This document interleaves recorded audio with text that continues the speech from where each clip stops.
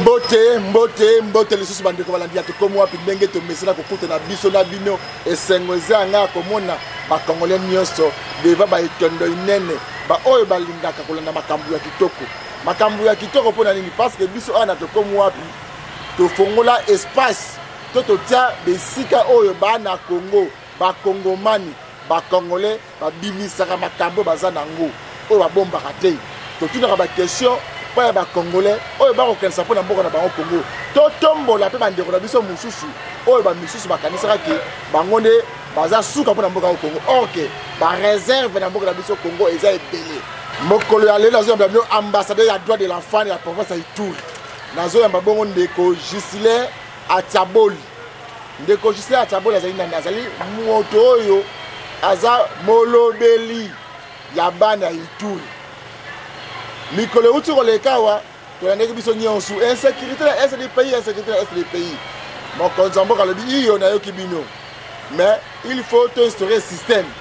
de reconnaissance kuna na est du pays état de siège bino baso na si bozola na évolution na baini ya Congo oyo bakolo bake évolution état de siège ezalité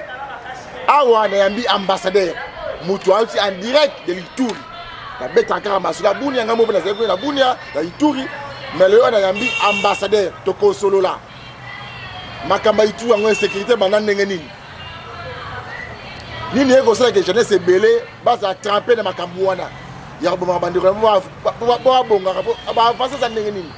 état de siège avancer nango pesa ndenge nini mais c'est l'ambassadeur Mbote ndeko journaliste quand vous êtes en Amérique au combat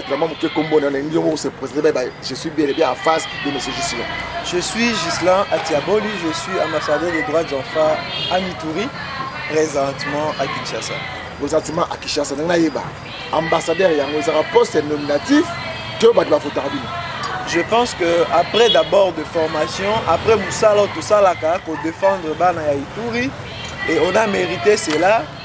On a été élevé par la province lui-même, à l'époque par le gouverneur Jean-Bamanissa Saïdi. Et après, avec les organisations internationales de prix des enfants du monde, nous ont décerné un trophée d'ambassadeur des droits des enfants à l'est du pays. Et dernièrement aussi, à travers Moussala Tozosala, Zamba Obakissa vient d'être nommé aussi meilleur activiste des droits de l'enfant à République démocratique du Congo parce que notre souhait est d'encadrer la jeunesse, les enfants qui sont l'avenir de ce pays. Avec rien, nous sommes là, nous sommes à trop de se battre pour préparer l'avenir de nos frères. Bandekonabiso ya Est, pas seulement à Est, même à Kinshasa. Parce que le long na Oya Ndeko, Talabana Bazana Kinshasa, on a beaucoup de choses tambola. Bazola la kalibanda ezo sala biete ataba paya bazota libanda baya kabota bana bola la libanda ezo plakisa image moko ya bien te na mboka na biso lelo bakuluna batu bazosala mabe wana tango mupaya ye na mboka bayibe biloko akoloba te na mboka boye ezala kaka boye eza ko bebisa image ya mboka soki bakonzi bapasaka kwa cadre bana avant na basana lumuke bakola na idéologie moko ya bien et ko permettre que l'obito za na bana oyo baza mayele bazo contre atuvaler lelo ba sexta peso leka. Pourquoi? Parce que na système éducatif na biso makambo ebele ba cadrer bana te lelo oyo bana mosusu bazo tanga te baza na kati ya balabala tout ça ezo jouer na éducation ya bana et ça peut pousser demain bana bazala atuvaler pona mboka na biso. Pona mboka na biso oui problème exact de pona na mutuna ya mibale. Na notre nom mutuna moko ndeko na nga. Te vraiment parenthèse. Activiste, la droit de l'homme, ambassadeur, n'a pas la politicien, n'a politique. Différence les uns entre les ça. Bon, je pense que Ngaï, je suis un activiste parce que Naza peine la population. Et mon travail est de défendre la population, même avec 0 francs. Nous, on le fait et ça attendre rien de retour que Nasuli Moutou Boye Boyendeni. Donc, nous sommes tous à Mungongo et à Batoyo, Babae Barakosolo, la Ténétibino presse à travers des messages na biso et comme elle rappelle Bakondi. Yangona Moussa Oya Biso, tout ça là, comme même Mungongo et population, parce que la population a Ituri pour l'instant, Bazana Katia, site à déplacer. azana mbongo te azana moyen te qui permettre ya futa ta bien comme na Kinshasa mais biso to se sacrifiaka ata tozwaka ba financement te na muke oyo tozwaka tozo sala po mungongo na bango ekomela bakonzi ya mboka bayoka bango pe ba essayer pe kobongisa parce que lelo na webisa o l'état congolais a un problème makasi il faut abongisa les social de congolais ba congolais bazo souffrir baza na kati ya misère je vous dis tozana on a problème ya kolia or tozana continent moko boye donc tozana mabele moko boye ceux qui lobi tolona wa tozana mboka moko boye béni je peux le dire parce que tozana nyonso tozana fleuve tozana espace tozana nyonso mais tozana on a problème ya kolia tozana un problème nyonso na ebisa on importer donc gouvernement il faut ebunda vraiment pour ebongisa social ya peuple congolais ebongisa social ya peuple congolais ndeko nanga Gislain Ataboli boyaka kaka boyi le but oya ko ndeko Gislain Ataboli candidat député ya PPRD ya UDPS ya ensemble pour le changement oko renoncer na poste ambassadeur oko tsona mo panzo comme politicien tu peux boire batu nyonso tout na bete na par exemple Kengo Adondi ayaka bo ndengo yoyeki ndeko benga fumu toto ayaka mo yoyeki lelo akoma 0 voix azaka 3e voix mais lelo yo ndeko fumu toto akoma 0 voix na kata Congo boyaka kaka bo ko diembela la sima peuple yango peuple bolobelaka ezaka oyo wapi o tanga okoma député otombwami ya libumu na yo ya mwasi ya famille na yo to peuple azaka libanda okolobela wana akolela libanda aza maltraité social les malamu te. Bon, je pense que les politiciens na biso ba décevoir biso mingi. Je vais te dire ceux qui ont défendre le peuple parce que moi aussi na souffrir mingi na vie na ngai hein. Biso za na famille moko betobotama te ba te ceux qui ba melaka tina tongo ceux qui ba liaka moi mapa moi saucisson tobotama na famille moko boye boto vivra biso na ngolu yango to ko la nzambe azosunga. Et c'est pour cela au début, je n'ai jamais eu cette ambition politique parce que pour ça, na même la population et pas ba kondiba yo kango. Mais tant que tozo mon appel bato, tozo tindaka, tozo peuple zo élevé bango, baya po ba lobela peuple, bazo be sous peuple te. Lelo ba komaka ko bunda na ba parler du peuple, koyo koneza te kati na bango, lelo social a peuple za na posa mai kura nini mais bazo pesa biso social et se transformer na palissade, transformer na ba jeep na ba donc ba député ba konyami so wata kaka ba avantage na bango batambola na ba mutuka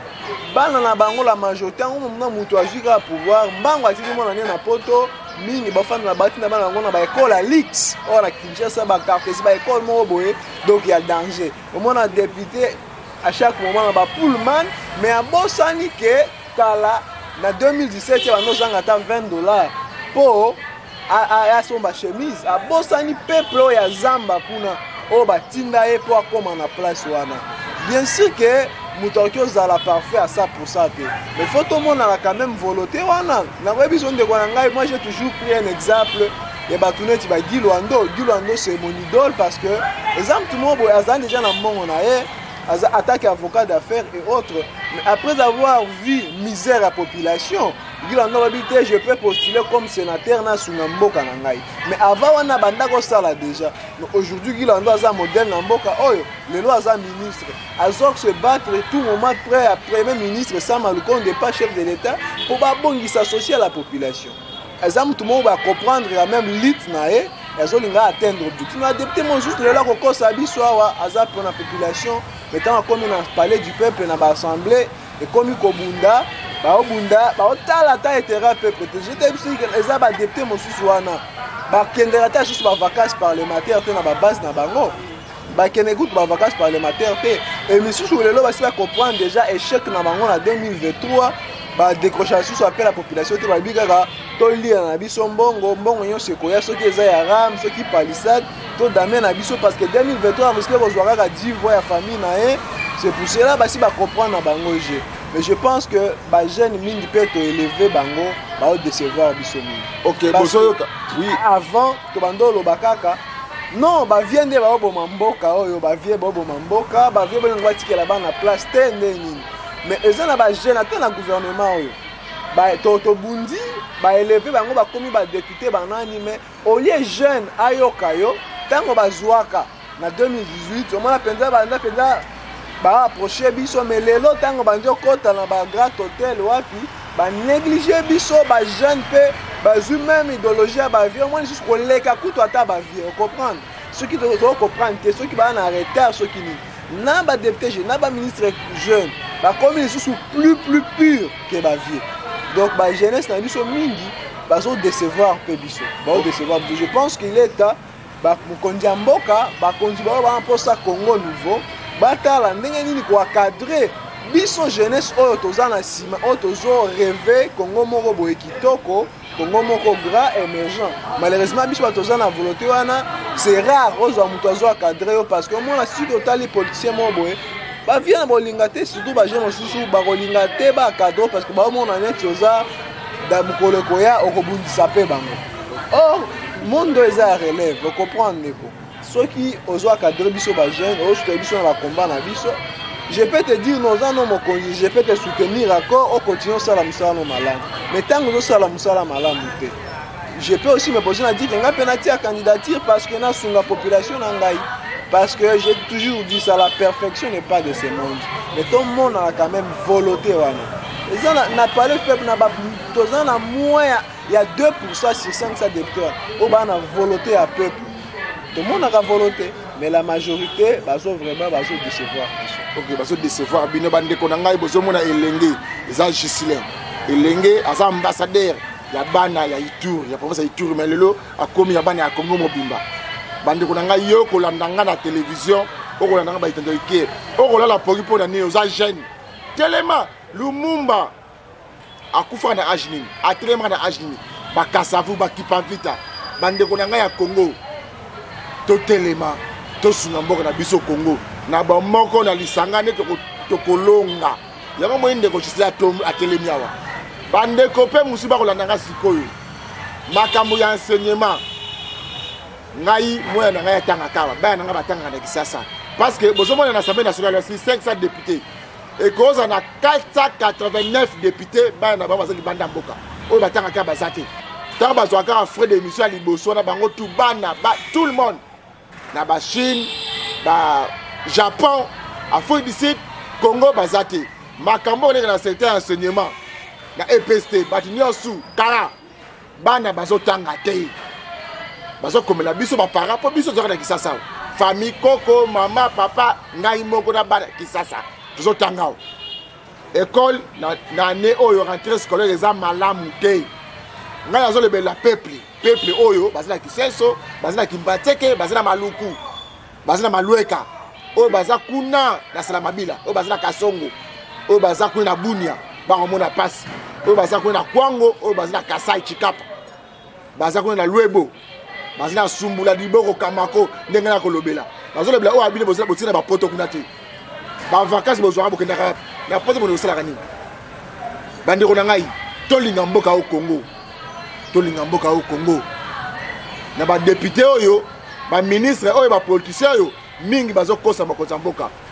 rentrée scolaire esalami malamu te bana bakotanga te bozoyoka te ndeko na ngai tokende kuna province ya Ituri parce que ba politicien ya Congo nayebi te soki kibondoki soki sias soki kisini bazalaka nango soki aza na eloko te maloba sukali soki kaka tombwami okomobenga bo petit je te rappelle esili donc na baaffaire na réagir pour la population comme je te rappelle pas sur un peuple je te rappelle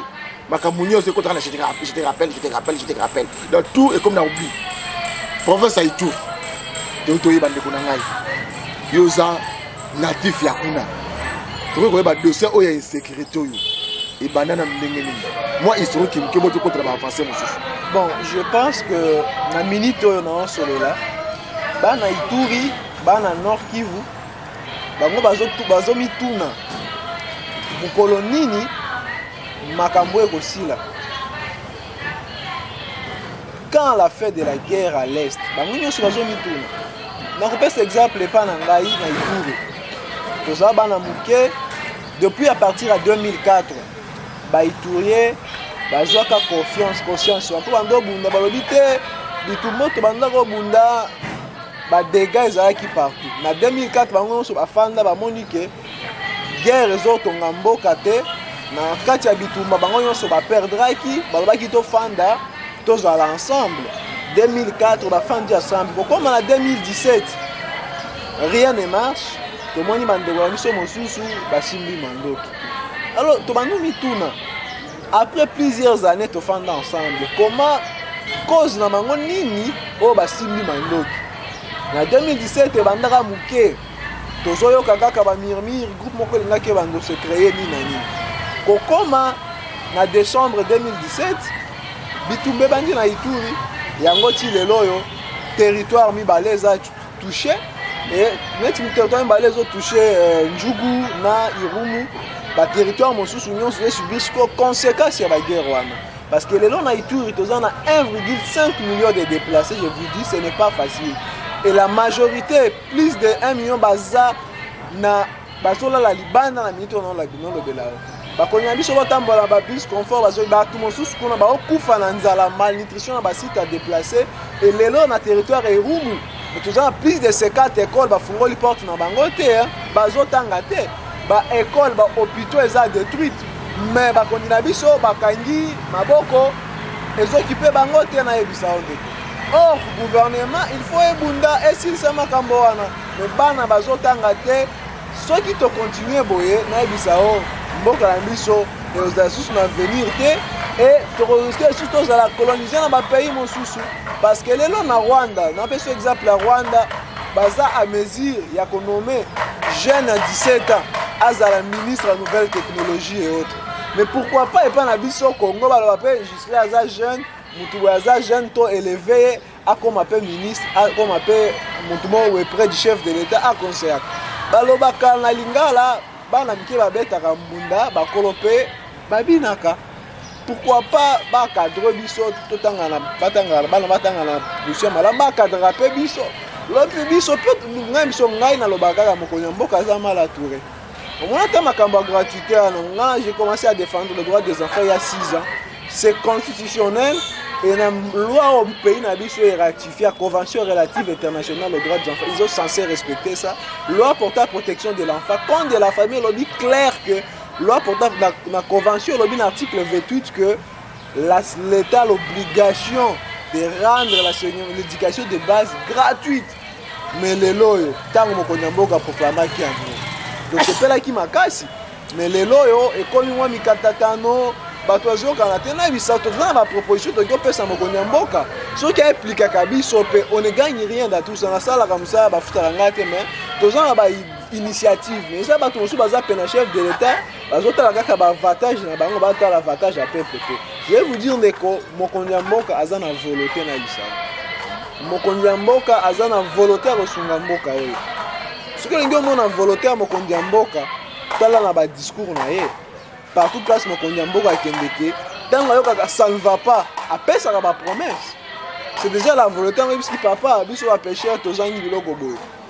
omona apesi na osalela bino boye dernièrement autiaki osala même ça a pris du temps mais na comprendre que eza mal atouré parce que bato na ye moko alobaki na bruni ya ke naza na bato ntango nopesaka promesse bakomaka bakapelaka ngai omona makambo mosuku mokonzi ya mboka oki osala me bato wana bazingisi makambo baosala bosunga mokonzi ya mboka te c'est pour cela mokonzi ya mboka apesaka confiance na bato wana te biso mpe toza bajeune toza na bainitiative toza rêve kongo moko boye parce que lelo il faut bamitunaka héritage nini bakopesaka na biso génération et tozoya kobundaka na palais du peuple parce que ngai soki bavote ngai nazokende wana mpona koreprésente peuple akwa mpona bandako kobunda kobwakanaka bakiti c'est ridicule en fait mokolo mosusu okóma na palais du peuple tovota 500 députés mais moins de 300 nde bakomaka na plénière il faut tomituna parce que soki ngai na mituni nayebi ke bavota ngai population mpona lobelaka bango il faut tomonaka wana 500 députés misusu bazalaka kaka na poto misusu bazalaka soki wapi toyebi te soki bazalaka wapi yo yebi teke député moko ya assemblée nationale wana sekisa bandeko na nga bandeko bakolanda biso député provincial bavote gouverneur balongola ye kozala gouverneur mpona nini balobi incompétence notoire député batie gouverneur bavote gouverneur na balongoli mpona incompétence bozomona soni sikoyo moto abongo aza député rapport parlementaire place bavote bamemango ndenge nini bapesi poste ya l'état oyo akendeki kozala aservi incompétent sikoyo kozonga député mpo asala mosala nini ndeko na ngai ndaki soki kopone ngai balongoli ye moyibi te adetournaka na ye te incompétent donc incompétence notoire infraction assemblée nationale elongolisi ye yango wana mention ale libanda sikoyo moto abongo aza député akarapporte ni mpe bacongolais. Je pense que nga natalaka na baélection eza bato moto avolote bamonaka ye comprendre neti nga nanke ozala nake obimela kaka te ke na vote motu moko boye oyo namoni parcours na ye te. Je peux pas le faire. C'est ça biso bacongolais moko tofandaka totali kaka ovote kaka ke apesaki nga 5 000 alataki polo ovote ye non. Comme aujourd'hui M. Tshisekedi, notre président de la République, je ne peux pas douter de lui. Pourquoi IDP est un parti comme Mounene, Tobando Tanga, Eza Frimo, Boya Lit, Eza tout le monde, tout le monde quand même parcours na bango. Totali, Toto pesa muto chance. Otal rappel na ba député na biso boye. Oyo, auti wapi. Asalini pas votre sous tout le monde a out azalane na poto mais a tie candidature à l'équipe. Population il faut tous à la réveiller. On appelle ça fait quand on a place soit ta jeune mon roi l'équipe mais bino ba jeune bon dire boss à la manipuler pour soutenir bateau ba osunga biso te. Je pense que l'éveil de conscience est important pour la biso ba jeune. Il faut tout se prendre prêt à charge. Toya na mokilo te pour na accompagner kaka bango te. Biso pe to tia mutu to sunga mboka. To sunga mboka. Totala bato baza na volonté to soutenir bango pas comme place noble. Pe mokonzi mboka atala parmi ba jeunes bato ba to sunga. Ba tozana ba jeunes na bisao bazana ba qualité ba to sunga mokonzi mboka. Mais bazwa ka chasse te ba koma ba kutana mokonzi mboka. Parce que service ya protocole ne service d'accueil, service à courrier ya présidence de la République. Ngana sina koma lettre ba répondre comme il faut comment ba répondre comme plus de 8 fois je ba comme là déjà c'est pas répondre. Mais ba répondre nga ta mokolo moko te. Service d'administration ça la raté. Na Rwanda dans d'autres pays, je vais prendre l'exemple. Au commis lettre ceux qui ont mis dans 48 ou 72 heures ba répondre. Ezala malamu mabe ba répondre. Tout le monde a eu comme demande d'audience après 6 mois mais bako yamba kaka yo. Biso to comment combien de fois. Au comme lo bakena leka et pas ngana za sous confiance na ba conseil mon sous mokonzi. Parce que ya boyo ebisa ke ngana kutana mokonzi mo ebiso lingo ke ebise nini. Tango ebise makambo ngo ke ebisa mokonzi mboka yemo kwa kangeli onzela. Trois fois to koma na Kinshasa. Na kutana mokonzi mboka ezaka ba blocage ezaka ba blocage ezaka ba. Nengo ya kaboyi na zo shisa kutana ite. Na kutana na mokonzi mboka te okutana na conseiller boye. Eza mokonzi na biso. Il faut to mona e. Mais mona azo bloquer na niveau mo yemo kwa kangelo porte. Okoma kaka te. Mais ba député na biso bon ba député na biso Ituri wana wa inyo sake. Ko ko luka bango te na nzela na bango. Okutana mokonzi mboka. Opesa un rapport ya jeunesse ya province ya Ituri. Tala bana Ituri jeunesse ko senga boy pour avancer. Il y a insécurité sur la province d'Ituri. Non, au moins, moi, je député, la majorité, babanga non mokonzi mboka. Au moins, c'est ça là, on a besoin de compétences, mais sous yo, mais député, bon, monsieur l'honorable, pour ça, nakuta na président de la République. Ah, petit, wana vraiment, na yebité, hein, kuna vraiment kokokato komate. Nakuta na tena ministre boye. Que zela na na rouler kaka boya ko bisote nakuta na premier ministre député azobanga nous avons soki na memi mpeti okuna akobi maboye azwala tonde nini non moi j'ai rencontré le premier ministre à Bunia na zwata sa frère mais na porté problème à jeunesse on a député mon azobanga mo konyamboka azo directement comme adversaire OK parce que na ministre na province à Ituri insécurité dans la province d'Ituri. Est-ce que les alliés ba étrangers, les alliés ba mboka Congo, les alliés jeunesse, les alliés ba députés, les alliés ba sénateurs, tout ba politiciens. Mais quand nous connaissons la mutuna ba congolais ba yeba makabou les réellement la province d'Ituri. Je pense que premièrement, on a laissé message à condoléances la population nyonso ya Nord Kivu na Ituri parce que na Tongwawa juste avant toute l'émission il y a un message que rien ne marche dans le territoire Ndjougou, dans la barrière. Apparemment, Kodeko est occupé Satre. Et par force armée, félicitations à Bango, Bazo Bunda, mais c'est compliqué, juste ce matin, attaque. Qui est derrière ces histoires? Je pense que toza na ba groupe armé na ba groupe étranger. Ba ADF wana eza ba groupe moko étranger mais Codeco eza bana mboka basimbi mandoki baoboma bandeko na bango. Mais ndeko faut tomituna depuis nga bango tanga na mboka oyo namona nanu te ke baloba eza pe na Kasai na Lubumbashi na Ituri wapi babongisaka arme. Namona nanu te namona nanu te. Bandeko na biso baoboma bana na baminduki. Faut tomituna ba question.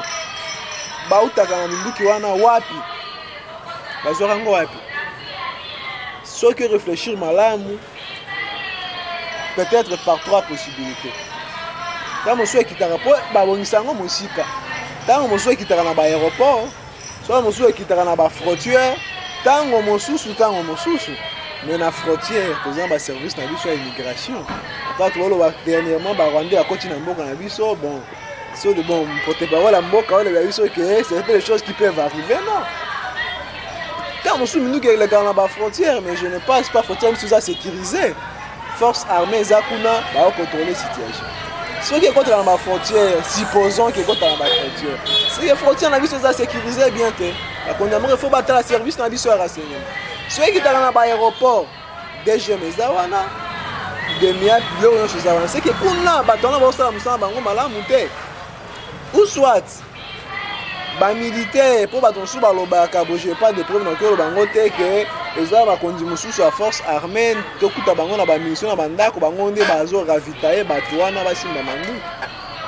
possibilité mususu communauté internationale ba MONUSCO wana population zo ba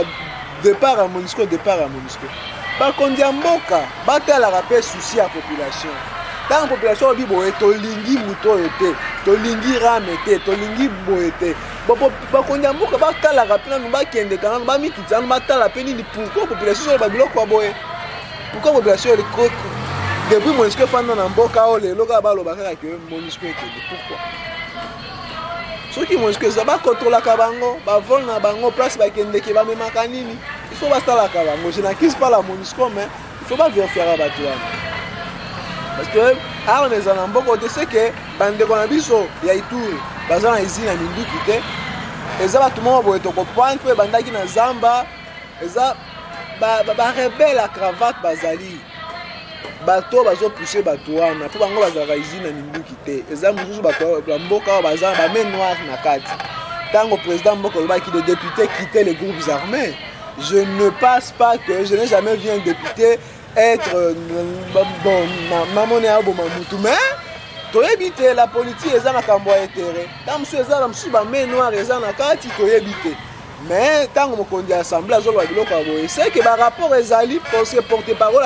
ya armée en nord qui balobaki que toyebi nani asalaka nini donc eza pe bato baza sima biloko wana bato mususu baza na Kinshasa awa bamelaka chaque fois ba champagne na Rotterdam ba Béatrice wapi bazo s'enrichir derrière biloko wana banda bazo pousser na Kinshasa na baza na esengo mingi ya komona mais mokonzi ya mboka azo souffrir na ba député mosusu ya solo oyo baza na posa biloko wana esila bazo bunda po biloko wana esila toza na ba groupe étranger na biso mboka ya biso Congo non eza mboka moko béni Ituri wana lelo toza na ba pétrole oyo toexploite yango bientôt c'est des millions toza na lac le plus poissonneux au monde toza na minerai et bato baviaka biso lelo tikana na loba na vérité parce que souvent bakosaka biso nga na tangi histoire ya Uganda pays frontière la biso ya Ituri histoire na bango bazata na libulu moko hors terre ata libulu moko hors terre mais dernièrement on a présenté na marché mondial na 2010 au moins 8 kg or mais lelo basi bakoma na batonne or baposataka na marché mondial mais na histoire na bango biloko moko ezalaka te bauti babibisaka yango wapi soyons sérieux je suis jeune il faut peut-être la vérité mo bakonzi na biso bayekaka na Rwanda bakobalt bakolta bacuivre na biso biloko ya biso utaka Goma wapi elekaka wapi dernièrement toanomona baokanga bato eoleka na bafi ya essence okanisa kezo kende o ba minere o mena ngo na kati lelo Rwanda eza na raffinerie munene ya or écoutez ba millions na ba millions pour batonga ngo mais bazaka na matière wana na mboka na bango richesse on ezaki exact et utaka wapi no mona pe bitumba Esther mobo na tala la groupe rebelle na bakotaka omona ba étranger bazala na kati bato ba okanga de bato mona mundele mo ba utokanga na ba drone na ba nini un étranger mundele na bisao na mona ba pe richesse na biso ndobe na biso malheur na biso utaka na richesse na biso c'est pour cela mo konza mboka il faut azala très trop prudent il parle que tokyo tonga mboka na biso ce qui a biso to bi mo konza mboka bi ke biloko wana esila to ko parmi au maître faible quoi ba mboka libanda mingi ezo sa rechi na we biso ndeko na kenda Uganda na koma Rwanda biloko malonga bazana ngo te na bisao lona biso ka tourisme mo biso so vivre na tourisme to zana ngo lelo na kene na musée national on to futa ka 1.5 ba étranger ba futa so ki combien ba mbonga tourisme na mboka mosusu ezo se développer biso to zana tourisme to zana pêche to zana biloko nyonso na bilanga manière à exploiter yango mona dernièrement journaliste mo ba uti ake na site ki ba alobi makambo ebele et kaka na ba bureau na biso ba kobunda ministre économie na pêche aloba yo toucher secteur na ngai nini kobunda ba sunga mboka te comme yo za awa oza pe mo lobela jeunesse ndeko na ngai différence ni ezala entre ministère ya pêche et élevage na ministère ya agriculture et puis esungera Congo na nini tous les deux ministères on a dit boya ministère de l'agriculture ministère de pêche et élevage pour utilité dans la Congo za nini et puis esungera Congo na nini vraiment tango na mona ba tika ko sabiso mboka oyo tozana mabele surtout habito investir dans l'agriculture à travers seulement l'agriculture tonga mboko comme pas possible mais nani quel genre de ministre 4 milliards wana eza serait rien atamo ko nambo apesi 1 milliard kuna na wapi to féliciter mais mboka na biso tozana soki to sali malamu da moins dina yo dozo na budget mo baté à 20 milliards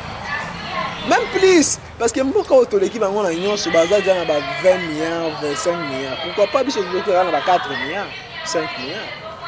ministre de l'agriculture pêche et élevage néanmoins au ba institution à Congo bazeza budgetivore pour rien botier ministre de pêche et élevage botier ministre de l'agriculture botier mutu moti pe musana bango ezaka nini koko ça a biso que on va investir ko signer ba arrêter ba contrat on ne voit rien sur le Congo ata ngombe ya Congo azalaka te bilanga ya Congo ezalaka te oh élevage oh mai moko boda ba mbisi moko ya Congo ezalaka te ozo que ça commande na fleuve Congo ezawana lac Albert ezakuna ba touchate lac le plus poissonneux au monde c'est chez moi ni tout lac le plus poissonneux lac Albert mais biso to que zo ba poisson na Namibi ozo que malédiction mais biso ça bande ko na ya 4 ndeko na na ebité ezaki ndoki kozanga koyeba to kozanga expérience lac le plus poissonné au monde la province d'Ituri lac Albert la Kata Congo mais yo ministre de l'économie aujourd'hui avion okeiti na Namibie et puis ba ko filmer ba ko excellence ozo tambola mais excellence ndeko na ngai ah papa Tshisekedi besenga de rola mukate o makambo zo mona wa yo pesa kana okenda na Ituri oli ambisa Ituri yo kango neni soki ozana Ituri ko jamais avion mbisi ya awa ya utalibana na Libye ngombe Ituri ezali mais pourquoi pas lelo ba projet zaki o basala abattoir moko moderne na Ituri tout ça ba ngombe moins cher peut yo somba ba cher boete batabeza na intérieur mais abattoir ti lelo etikala kama makambo mo boye lac lelo ministre la pêche atala atama kamango et ça comment nous connaît ministre la pêche et l'élevage depuis ba moment ya comment nous connaît oh il faut ils ont des places moko il faut tirer mambele pour ezane lac le plus poissonné place budget ministre la pêche et l'élevage atira olongwa ata photo place en tout ça oyo mosusu Jonathan Watu que je peux l'encourager à kena la sonne ma biloko ti lelo to mona pe partité lelo ezane sko ba ONG mosusu international ba partenaire mosusu a libanda ba otala biloko tozana ngo ndo mona siko bango me avie ba osunya rabiso po lelo gouvernement so contrôler makambo mingi te ba pêche illicite ezalaki ebele e obebisa ba mbisi nini soki gouvernement tiaka miso e investir na pêche wana to mema ba tilapia na biso akuna to memela bato Angola to memela bato bakambo so ebele na yango bakoli yango biso na bato bakondimi toyakaka basomba kondimanda biloko na etourne bakolia tozala tout mais négligence ezali lelo omona palissade $70,000 tracteur à 50,000 ezali 500 tracteurs na mboka oyo bateau de pêche eza combien bateau de pêche eza combien nayebisa bavi bafrais d'émission mona mokonzi ministre moko akokende touristique amemi 10 ministres la mokongo na bakoki na tami bale misato te alomboka misato wana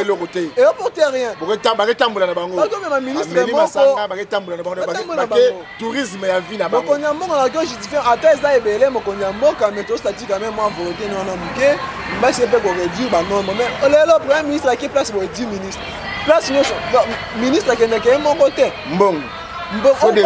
mbongo lelo balabala ezobeba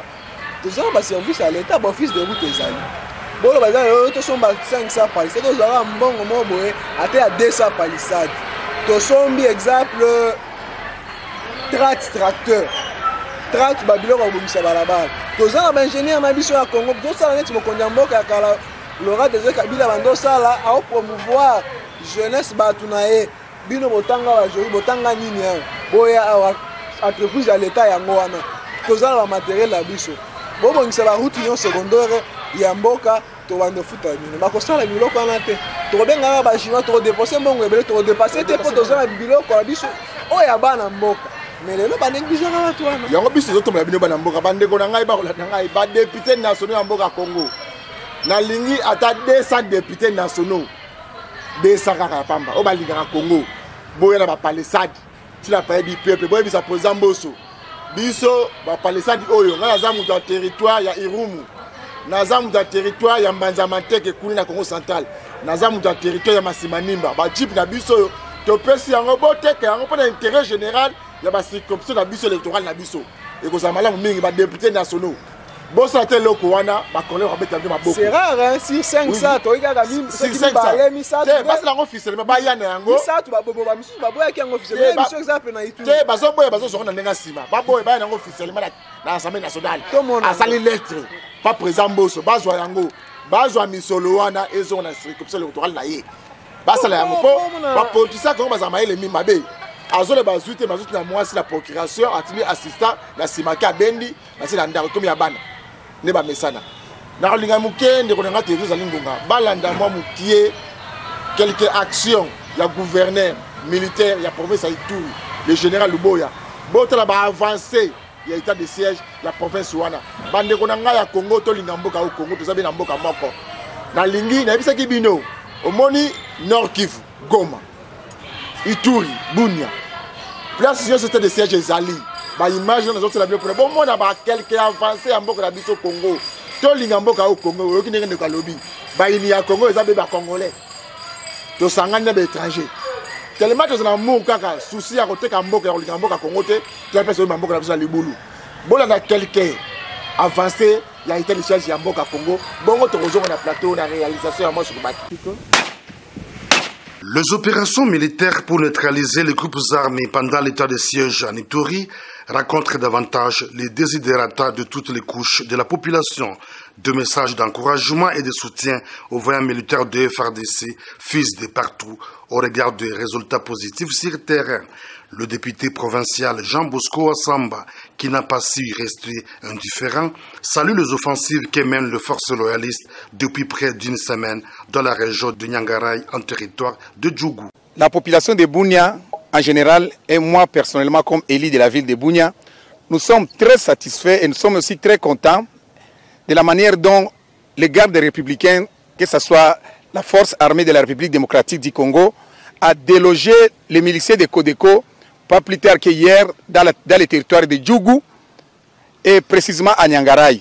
Nous les encourageons et nous les demandons de frapper encore très fort afin que la paix soit retrouvée dans la province de l'Ituri en général et partout dans les villages. Dans la foulée, cet élu de la ville de Bunia demande à toute la population de l'Ituri de se ranger derrière l'armée pour la pacification totale de la province. Nous demandons à la population de continuer à collaborer avec notre force armée, avec les JR qui sont sur le terrain. Ils se sacrifient pour nous, pour remettre la paix et la sécurité de la province. Rappelons que, depuis le mois de septembre dernier, plus de 80 rebelles ont été neutralisés de manière professionnelle par les éléments de l'armée régulière sous le commandement du lieutenant-général Luboyanka Choma Johnny lors des opérations sur le front nord, à Djougou et Sud à Irumu. 26 ADF se sont rendus, 62 autres capturés et plus de 40 armes récupérées. Merci Mingende Konanga Mos Lubaki. Vous avez la réalisation de la province de Ituri. Vous avez avancé le gouverneur, la jeunesse, la député provinciaux, la solution qui est contre la province de Ituri. Est-ce que le gouverneur a la province n'a pas? Et si vous voyez, Moussala Kosala, Bino jeunesse à Ituri, vous avez bon, premièrement, dans ce pays mingi na mokonzi ya mboka Félix Tshisekedi o azolala te chaque jour azobunda kimekota na est ya mboka tolalaka mpe malamu bana bayokaka mongongo ya masasi te ntango président mokonzi ya mboka aproclamaki état de siège, tous les citoyens congolais bazalaki na esengo pas seulement ya Ituri ya Nord Kivu na bana Kinshasa balobaki tout openza kimia kozonga. Vous comprenez? Même nga moko attaque chrétien croyant nayebaki que bitumba kosila nango. J'ai cette conviction que neti mokonzi ya mboka aza déterminé biloko wana ekosila. Aprogramme l'état de siège atineli biso bakonzi oyo baza basoda baosala mosala na bango. Mais je pense que les populations sont jugées bango. Bazaki na mission claire. Ya kozongi c'est la biso kimia na ba restaurer autorité de l'État. Mais les gens na ba axe mosusu. Courage na musala bazo sala bango musala malamu. Mais population des fois va juger bango. Mais les gens tango voix ils se lever zaki na buni au moins une population habito lembi état de siège. Soyons clairs.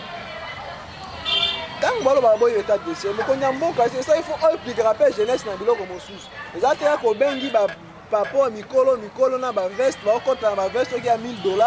nebo dit. Et puis après ba petit peuple, ba jeunesse wana très bizarrement à Kambo parce que ba jeune, ba tout sur le balo to lingi sur l'état de siège. Autorité de l'état, il faut total la même. Et zongi, les gens na biso pour comment la village na il faut les gars moi vers barrière au futa ba mi groupe armé jeune yo na njugu pour comment na mungwa il faut futa mbongo et pas rebelle on oloba Kodeko okoloba ba tiamsuti lelo ba rebelle ba futa taxe comme disait l'état de siège c'était quoi restaurer l'autorité de l'État l'autorité de l'État ezali ezate kimia na ebiso sikoya rien ne marche na iga barrière na njugu bana baotanga te na Irumu. État de siège ezaki na objectif nini ememela biso ekimia. Aussi que bato baoloba na bango ke bitumango ebanda mpe kala biloko ebanda ça fait des années bolinga tosisa yango na 1 mois na 6 mois non. Aussi ça bituma c'est juste la détermination. On ne peut pas continuer à négocier ndeko. On ne négocie pas avec des groupes armés. Il faut frapper fort. Bakobima bango moko. Mais le gouvernement, ils ont cajolé le groupe armé. Il faut imposer, le chef de l'État Tobengue a imposé Kimia. C'est fini. Il ne faut pas négocier les lots DDRC. Mais non. On dit que les lots DDRC, ça nous coûte combien? Plus de 5 millions de dollars. Et je t'informe que Mboka est dans Mbongo Anate. Il y a DDRC. Ils ont traîné Mbongo Ezate. Tout ça, la recours dans un partenaire à Libanda, des boss ou Mboka pour Biloko Ana et Kendi Liboso. Est-ce que l'État la biso ya mboka bato baotala ngai akozwa mbongo apesa moto abomi ndeko na ye moko obomi ndeko nyonso bango bapesa mbongo balesaka o bazwaka wa charge toza na mbongo wana te priorité eza kaka mpona wana bazwaka mbongo mapesa barebele wana mpona DDRC wana eza priorité te mpona ngai DDRC wana bato baolandela yango ebele eza droit te eza mpe faveur te eza même robo etandi ya gouvernement mokonzi moko ekili bino mawa obi botika biloko wana po ba innocent pe bazokufa mingi e moko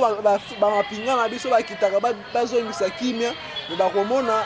ba innocent pe bazali bazokufa moyen babunda malamu eza te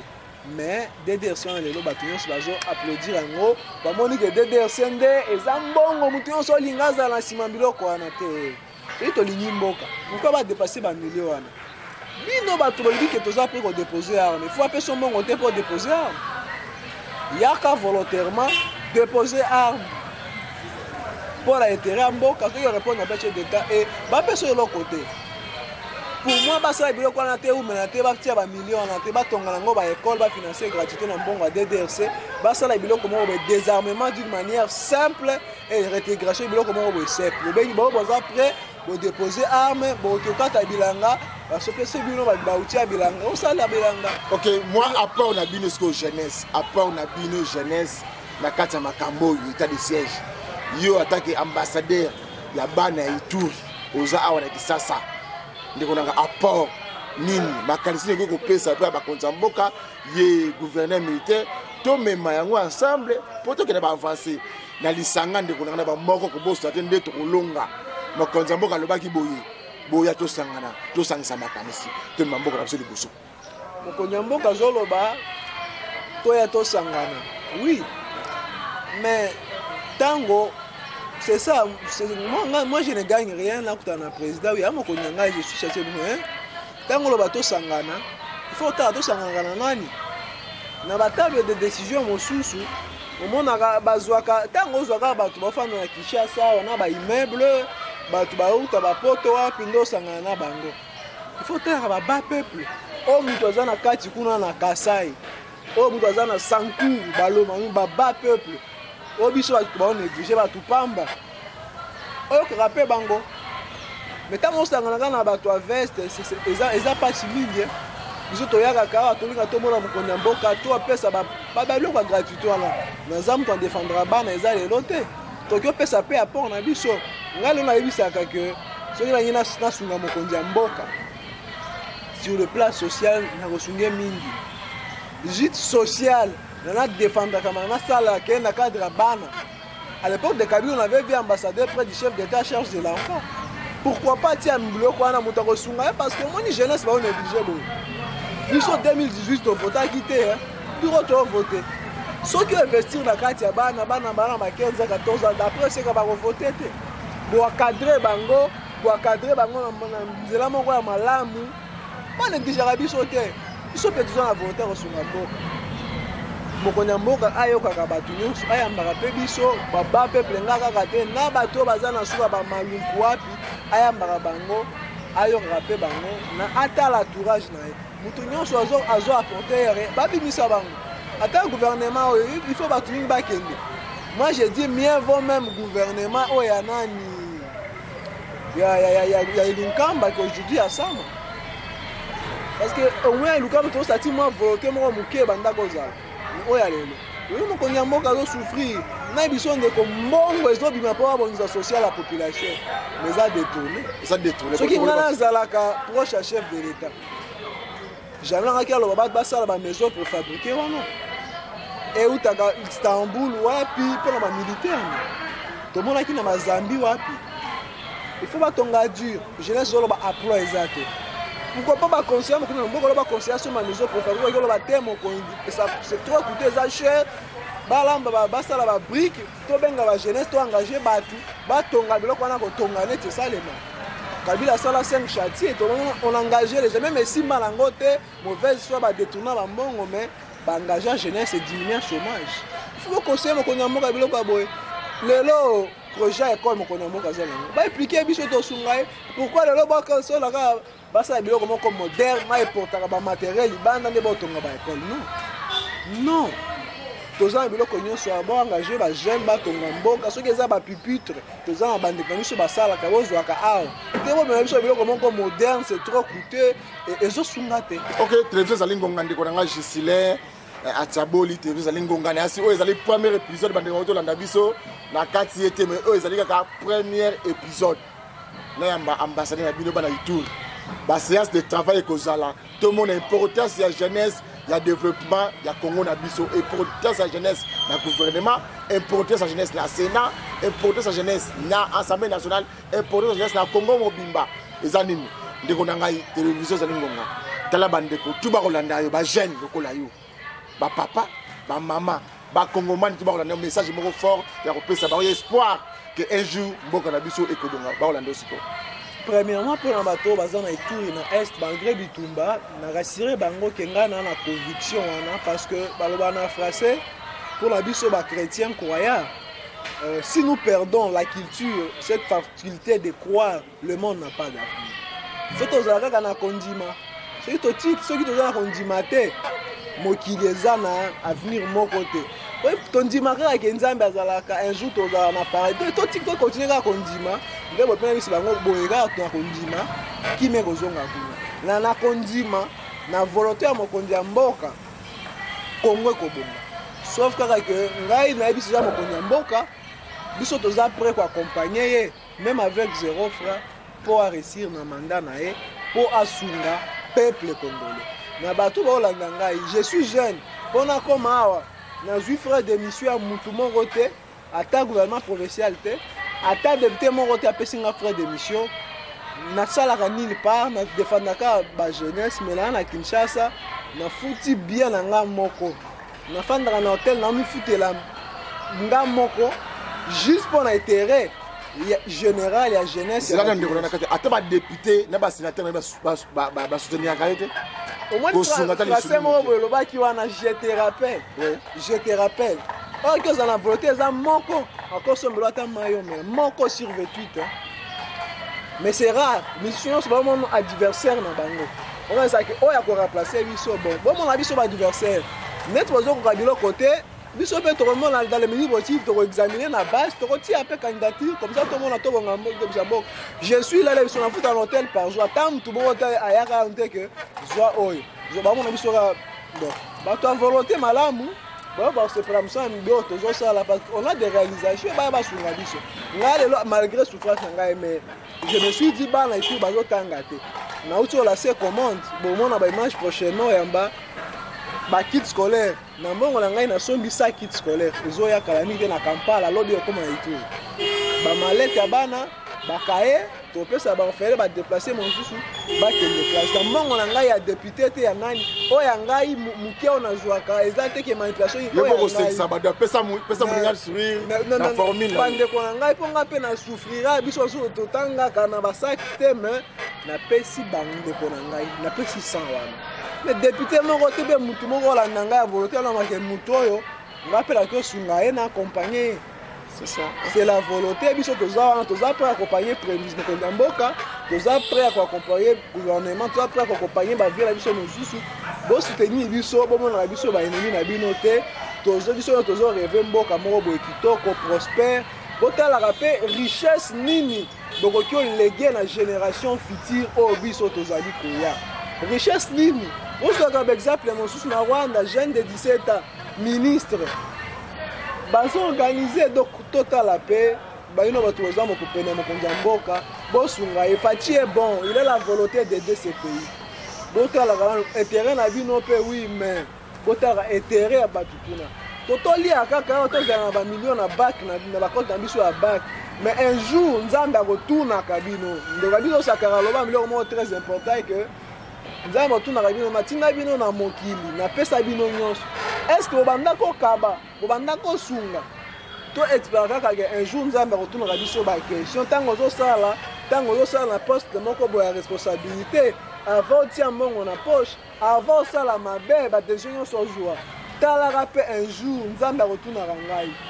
L'élévation vient ni de l'Orient ni de l'Occident comme vient Michel Andoloba, mais ça vient de l'Éternel. Nzambe na pesa la bokondi, Nzambe na tira biso toza la place tozali, toza la paix connaissance, Nzambe retourna rabiso. La petite na bino bosale la peuple wana. Bosale la bango na ndenge ya malamu, bosale la bango na ndenge ya ndenge nini. Un jour toza la redevable na population etinda rabiso na Nzambe oyo apesa rabiso pouvoir, bande ko na biso totika kosambela te tosambelaka makasi Nzambe atikaka bana na ye te muke tokotonga mboka na biso te. Ok, merci ndeko na ngai Gislain Atsaboli ya sirezambo ya liboso te ezape mbala suka te. De toute façon on a besoin de actualité ya Ituri ya benga te meka ko partager à moi muke parce que c'est ma province aux amis enclavé balobela on a kisa bazarda mingi te. Soso tunaigra na Swahili mimi nasema moi lingala boye ezala moi passe mukida merci mingi ndeko na ngai asepeli mingi un jour peut tozalaka baconducteur bosanaka te tokomaka mpe awa kaka neti ezalaka. C'est ça, ok. Merci bandeko balande ezaki bongo moi muki ambiance émission tokomi wapi boye nde ezalaka tokomi na suka ya mokolo mwa lelo bandeko bandeki Gisile Atsaboli azali bongo ambassadeur des droits de l'enfant na province ya Ituri akomi siko ya Congo mobimba ayi kopesa bo makanisi na ye ya makambo etali insécurité ya province ya Ituri makambo etali social ya peuple congolais makambo tolobeli yango wana maintenant ina fongola parenthèse moko par rapport ya makambo état de droit ya mboka au Congo toko sola awa ke ba ministre bakoma kaka je te rappelle ba député avant que ba député toko sola malamu so komana bandako comme député je te rappelle excellence je te rappelle excellence je te rappelle ba ministre je te rappelle office national de café on n'a pas eza awa na 14e mairie soko komi wana na siège na ngone ngezala bo mona une partie et comment usine ba mousse bendien DG oyaza wana siko mutako kamba on n'a pas lelo Kabila démon dictateur akangaka tata wana DG oyaza siko na on n'a pas bakangie baté na disposition ya parquet général détournement ya biloko ya l'état ateka bandaku ateki mituka ateki biloko nyonso ya on n'a pas dans l'état etekami Kabila mutu mabe akanga ndeko wana makala wo Félix Tshisekedi mona somi ekolo konga zu pouvoir na ngwanja wa président de la république ndeko wana bimi aza lavé lelo akosala musala kuna azana on n'a pas bokende kotala état on n'a pas lelo bandeko na ngato sunga mokonza mboka bitumbo to mundaki to mundaki ba misuba bongate to mundaki poko kolisa kimoyibite na kibondoki te na kimotia mabe na bilote to mundaki po restauration état de droit ezonga lolenge elongo bani congolais ne sont sentir droiture na ye et makambo on n'a pas bokende bokende visiter na bino ba conseiller ya ba ministre ba conseiller présent oh bo appuyer ndeko na ba pousa makala azonga na poste na bokende état ya on n'a pas lelo on n'a pas réseau produit ni café na Kinshasa la valeur à combien et ça la me rappelle à nani et puis ba collège pour indien bandeko na to linga mboko au Congo botika motia mabe to linga Congo biso to koloba kaka ata boboyi ata ko critiquer to koloba poto mesina koloba to éveiller bino éveil de conscience kotika la raté kotika la to bossa la yango pété bandeko na ngai ba congolais bo tiko yoka makambu ya Ituri et ça linga passe mingi kodeko o kazane congolais donc congolais ko bamuninga ne congolais makambu ndeko alobia ba ministre ba député utilité na bino na Congo za nini ça ba congolais boza ba député ça ba congolais boza ba ministre ça ba congolais boza ba sénateur bandeko na ngai monsieur le président de la république so rolande mission oyo lukande ko na biso Gisile obome ko solana ye po bureau na yo place batika ba document secrétariat général administration présidence et ça la ko malamu te il faut la vérité to tika ba lettre ko na ba komela na ba répondre na dans la numéro ba tila rabino na accusé de réception comparer ça butuna moi to suki apona mokolo malelo kimi akolonza mbeza la bandimi nyonso atokomwa to kutana mokolo malobi